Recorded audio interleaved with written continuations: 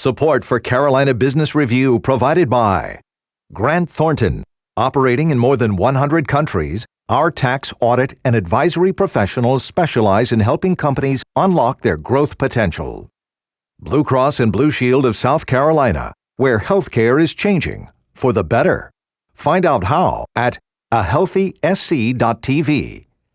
And by Sunoco, a global manufacturer of consumer and industrial packaging products and provider of packaging services, with more than 300 operations in 35 countries. Following the midterm election outcome, many people had so hoped that the current and acute immigration debate could herald the beginning of a new inter-party relationship in the halls of those who make public policy, also known as the loosening of political gridlock. However, after the president's message on immigration before Thanksgiving, it seems that we may be choosing another route. Welcome again to the most widely watched source of Carolina business and public policy. I'm Chris William, and this time, immigration and the unique challenges of it within North and South Carolina. On this program, Astrid Chirinos from the Carolinas Latin American Chamber of Commerce and Carl Blackstone from the Columbia Chamber of Commerce. Stay with us. Major funding also by Novant Health, bringing you world-class technology, clinicians, and care when and where you need it. The Duke Endowment, a private foundation enriching communities in the Carolinas through higher education, healthcare, rural churches, and children's services. And by Blue Cross and Blue Shield of North Carolina. Who's responsible for rising healthcare costs? Join us and many others in a candid discussion at letstalkcost.com. This edition of Carolina Business Review was recorded November 21st, 2014. On this week's program, Astrid Chirinos, President of the Latin American Chamber of Commerce of Charlotte, and Carl Blackstone, CEO of the Greater Columbia Chamber of Commerce. Now, here's Chris William. Hello, welcome to our program. Happy holidays. Thank you for both being here. Carl, welcome back. Astrid, good to have you here. My pleasure. Let's talk about immigration and the timing of it, not just because of the president's message, but it seems to be heating up as we get closer, not just necessarily to the end of the year, but as a new Republican Congress will start to stretch its wings in the first quarter of 2015. So I want to read something as we start here. According to Wikipedia, and you know it's got to be true if it's on the web, Wikipedia says immigration in the United States is a complex demographic phenomenon that has been a major source of population growth and cultural exchange throughout much of the history of the United States. Astrid, I want to start with you. Even Wikipedia says this is a phenomenon, and I don't want to say even Wikipedia, but it seems to me that there's a misunderstanding that immigration is a phenomenon, that it's a rare occurrence, that it doesn't happen a lot, when it seems like it's been part of the DNA of this country since the founding of this country. So why do we speak of it as in terms of it's a cultural phenomenon or it's a contemporary phenomenon? Do you agree with that? Well, a phenomenon, of course, is something rare that happens, in an inexplicable way. And that is not necessarily the case about immigration in any country around the world. We're a global economy. So what happens is you get people from different walks of life, different languages, different religions, perspectives that come to other countries to find opportunities. So it's really an economic development opportunity. It is not a phenomenon. It's just part of life. It's part of the evolution of our economies and what creates the great America that we have right now. And another question off this, Carl, is so often we've heard the president's message right before Thanksgiving, and we see some of the reaction from Speaker Boehner in the United States, and there was a lot of talk of it in the State House as well as the General Assembly in North Carolina. Is this a moral question or is this a policy question? I think it's more of a policy question. I mean, there is this notion that we're all immigrants for the most part in this country. So it is personal, but I think in today's debate, it's policy.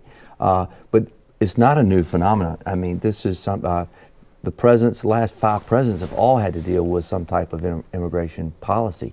It's how we do it. Now, I think it's at a tipping point. We've not had the amount of conversation. We talk. Jimmy Carter dealt with immigration. Bush, Reagan, Clinton did in 2010. So there's more conversations going on now, mainly because of border security. But I think it's a policy discussion that has to be dealt with this year. Why is there such a misunderstanding? Okay, so we agree it's not a phenomenon, that it's been part of the dialogue. So why is there such this misunderstanding about what immigration is? And oh yeah, by the way, Astrid, is it a moral question or is it a policy question? Moral is very subjective. It is a public policy question. I agree with Carl because it is, like I said before, it's an economic development issue. You have to create the platform and the infrastructure for those people that are coming to fill jobs that we do not have the human capital to provide. Even before the downturn of the economy, we had 14 million jobs that were not going to be filled because our birth rate in the United States was low. Even now, we have more issues, and unfortunately, the immigration issue has come more into the spotlight because we don't have the prepared workforce to be able to fill jobs, not only in the bottom of the pyramid, but in the top of the pyramid. So we're having to import talent that we had not developed in the United States. So when we're talking about immigration, we're really talking about our sustainability, because we cannot grow professionals in the next 2 years or so that are going to be able to fill managerial and executive positions that we need in technology and in many other areas. We're having to bring that talent or outsource that talent. And unfortunately, a lot of that talent is already here, and we're not allowing it to contribute because of the immigration issue. So, and there you have it. One of the big debates around the question is I want to use this term, but it's so overused at this point, undocumented or unauthorized person from another country, in large part Latin America, that are in the United States. So how do we need to handle the undocumented or unauthorized visitor in this country? Do they need to be shipped out? Do they need to be processed while they're here? And I guess that's the big question. What's fair to the population in the U.S. and what's fair morally to everyone engaged? Well, once again, if we take it to the moral part of it, but doesn't it come? Isn't there some element of what's right and what's wrong? Well, it is a socioeconomic issue. It is morality is very relative, and it depends on what part of the world you come, what part of the country you come from, what religion you have, what values that you have. So we need to take a look at it in a whole perspective as Americans. And at this point, you need to create a platform where we can all engage and collaborate, and that we could all participate with our talents. You cannot block those contributions. And those undocumented people many times came here because they had an opportunity, a job. They overstayed and got out of status. And but they're here still for a reason. But how should they be treated? It needs to be a phased. It needs to be different. It needs to be gradual. You need to develop some kind of system where you have a work permit first, where you can have. The problem is that you cannot track a lot of these people because our system has been broken for many, many, many years.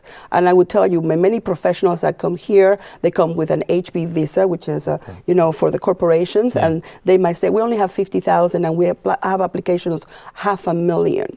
So how do you manage that kind of volume with a system that is not adapted to the 21st century, right? And even in the top or the bottom, in the professional side and in the basic skills, we have even less people that are willing to work at the minimum wage. Right. But those immigrants that come here, that come for the opportunity and the American dream, they're willing to start there, and they actually become millionaires in the United States because it's the land of opportunities. It's a great country. Yeah, go ahead, Carl. I totally agree. It's a process question. We've got to find a systematic way to fill jobs that we have.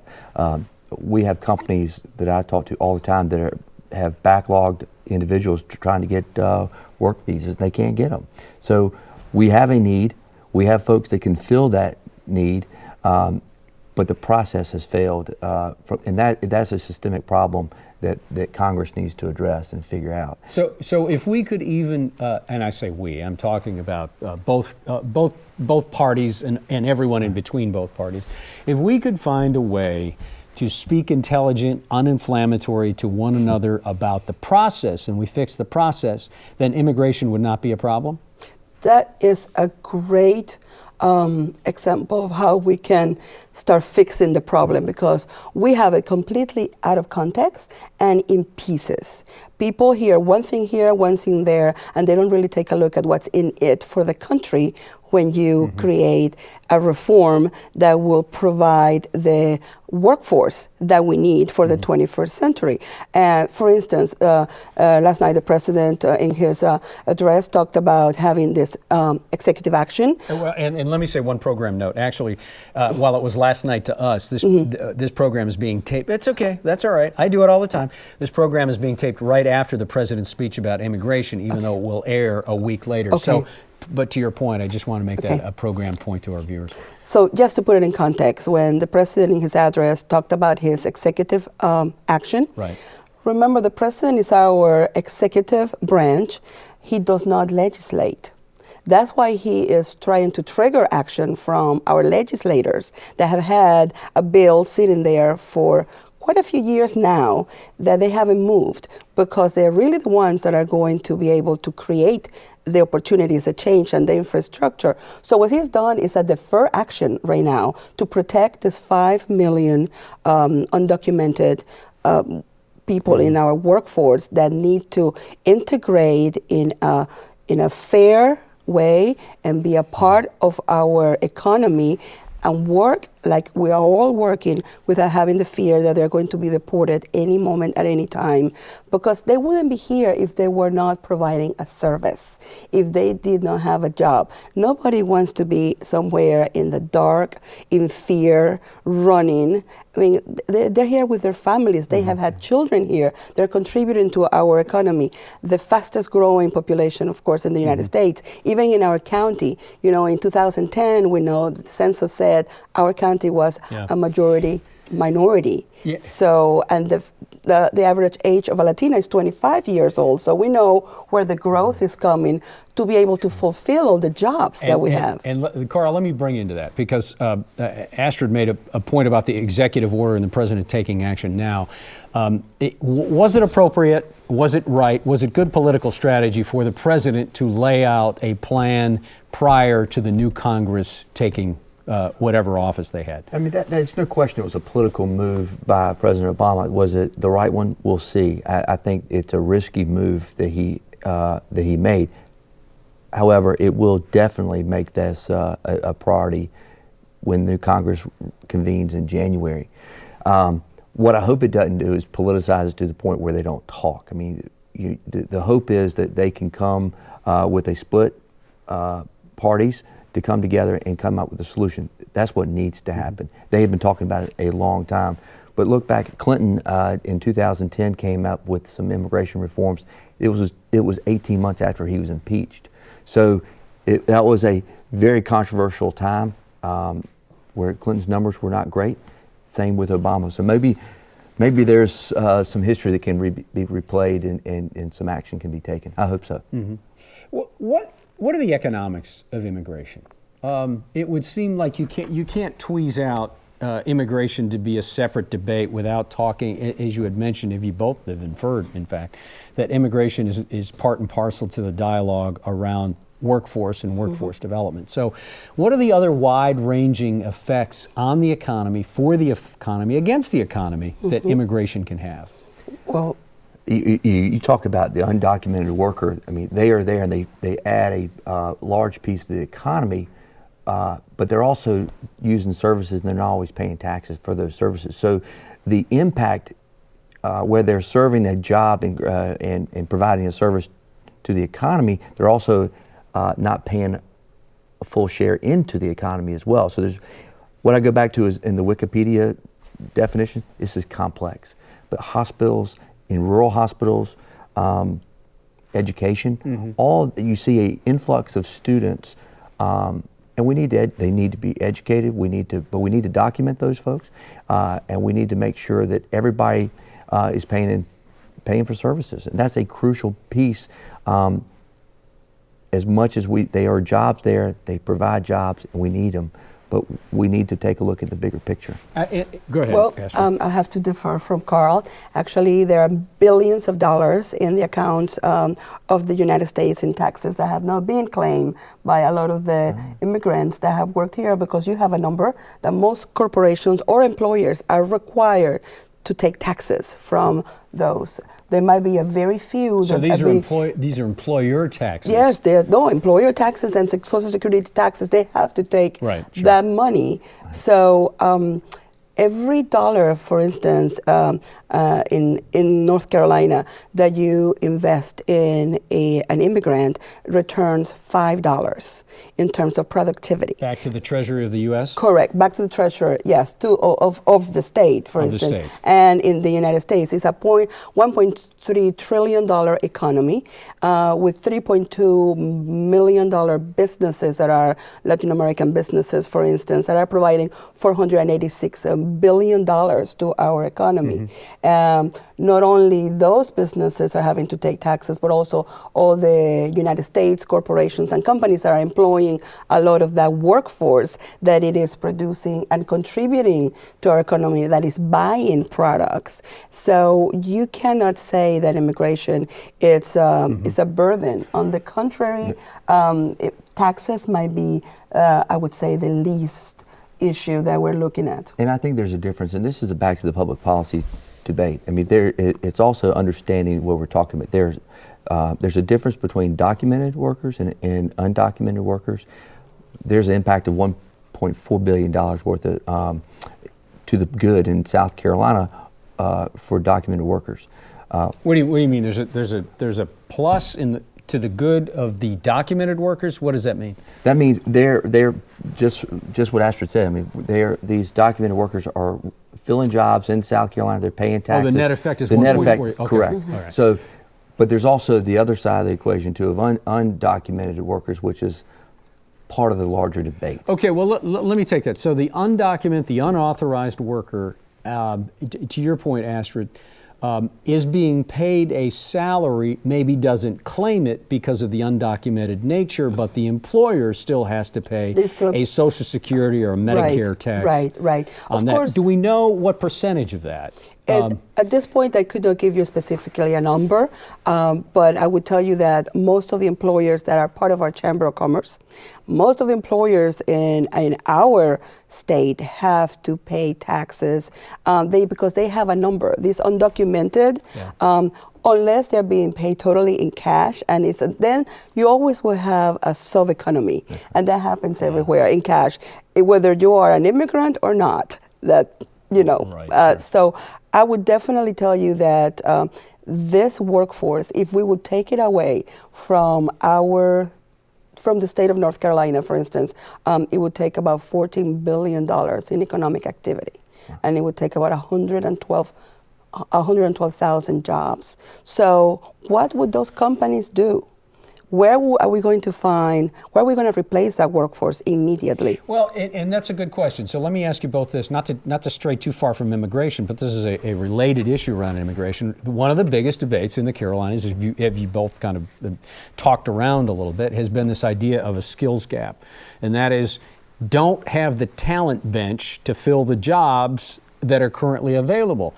Can let me use this because I'm asking you this question. Can the Latino, and what's the difference, by the way, between Latino and Hispanic? Well, Latino is all of us that are in America, not only in the United States, in the American continent, that came from the Iberic Peninsula and then created a mosaic with the Native Indians and blacks, Europeans. It's a culture. And what's here. Hispanic? Hispanic came from the Iberic Peninsula, Spain and Portugal. Okay. They were the Europeans that were there, and then they came to the American continent and then become Latinos because the root of the language is Latin. Okay, so understand that. So how can the Latino or Hispanic who is undocumented, let's just stay with that, the undocumented Latino Hispanic in the states, in North and South Carolina, can they fill these roles This, and Astrid, I'm not talking about the lowest level jobs. I'm talking about the highest level jobs, the skills gap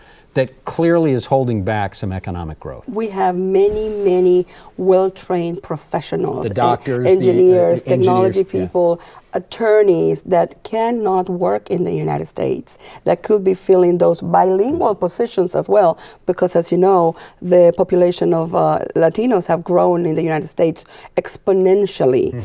So we do not have enough people here trained in the United States. They're already adults, professionals that could be integrated and contributing in our economy and could be paying taxes as well and could be creating more jobs, creating more opportunities. But we're basically just blocking the blessings that we could have, and we already have them here. I love your phrases. I love it. I mean, you can make it, and you do it with a smile. That's exactly. You're so good at that. Carl, were you going to say something? I mean, with the amount of baby boomers retiring, we do not have enough students in the pipeline within our higher education system to fill these jobs. So looking elsewhere is important. Addressing work visas is a huge issue that Congress can work on. Do you get a sense, and I'll come back to you because your mayor, Columbia Mayor, Stephen Benjamin, said that he would like Columbia to be a sanctuary for immigrants. He didn't say undocumented, he didn't say unauthorized, he just said a sanctuary for immigrants. As we spoke before the program, about 5% or so of the workforce in South Carolina is even close to what that in immigrant status.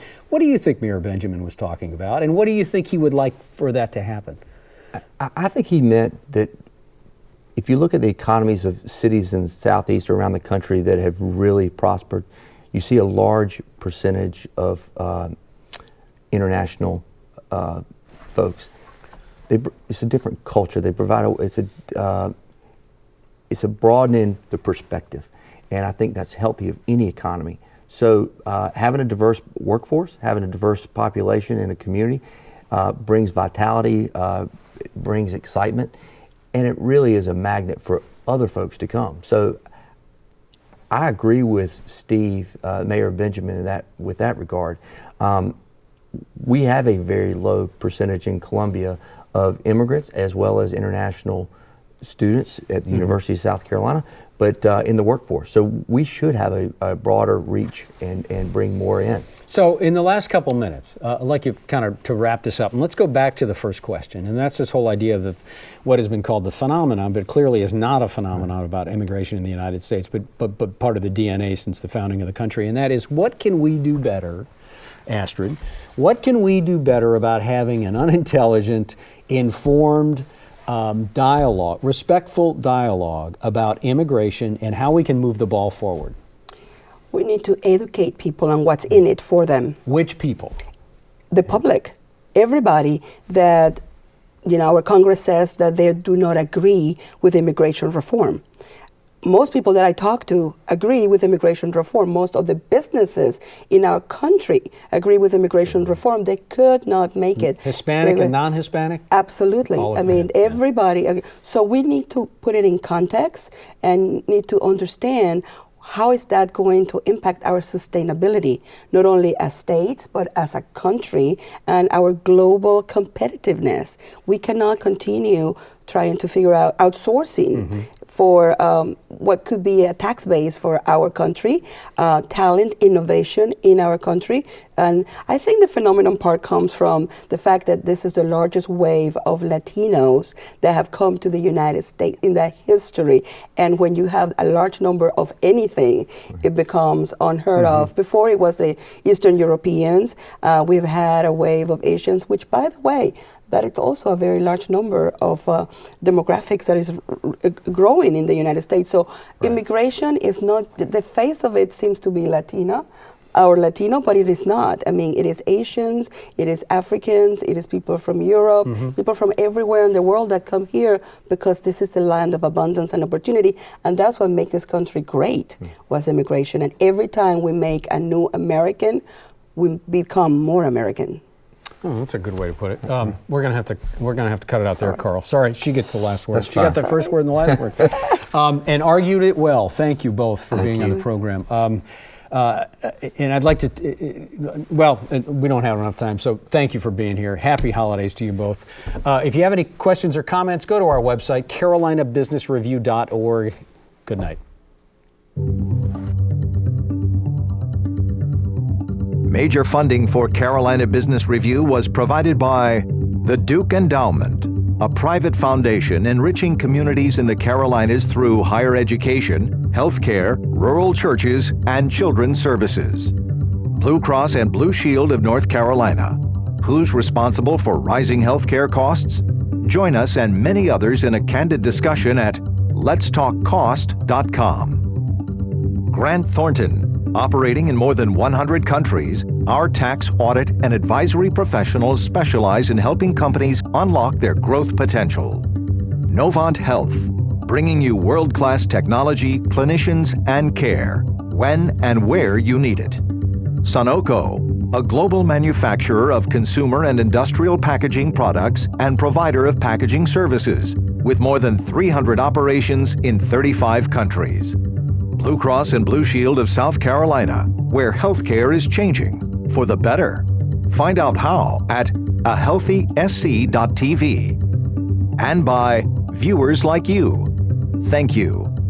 Promotional consideration provided by Business North Carolina Magazine. For more information, visit carolinabusinessreview.org.